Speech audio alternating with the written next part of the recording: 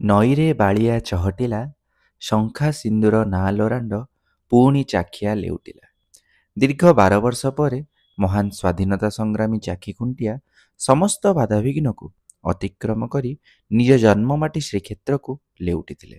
ରାଣ୍ଡି ଅର୍ଥାତ୍ ବିଧବା ହୋଇଥିବା ତାଙ୍କ ଧର୍ମପତ୍ନୀଙ୍କୁ କଟାକ୍ଷ କିମ୍ବା ଉଲ୍ଲାସରେ କୁହାଯାଇଥିବା ଏହି ଢେଗଟି ପୁରୀରେ ବେଶ୍ ପ୍ରଚଳିତ।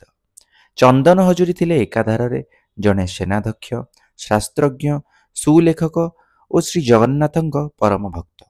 ଝାନ୍ସୀ ରାଣୀ ଲକ୍ଷ୍ମୀବାଈଙ୍କର ପରାମର୍ଶଦାତା ବୋଲାଉଥିବା ସେ 1857 ସଂଗଠିତ ହୋଇଥିବା ସିପାହୀ ବିଦ୍ରୋହରେ ଝାନ୍ସୀ ସେନାର ନେତୃତ୍ୱ ନେଇ ଇଷ୍ଟ ଇଣ୍ଡିଆ କମ୍ପାନୀ ବିରୋଧରେ ଯୁଦ୍ଧ କରି କାରାଦଣ୍ଡ ଭୋଗିଥିଲେ। 1 ଦଶନ୍ଧି ପରେ ସେ ଶ୍ରୀକ୍ଷେତ୍ରକୁ ଫେରିଆସି ନିଜ ଜୀବନର ଅପରାହ୍ନକୁ ମହାପ୍ରଭୁଙ୍କ ସମର୍ପିତ କରିଦେଇଥିଲେ।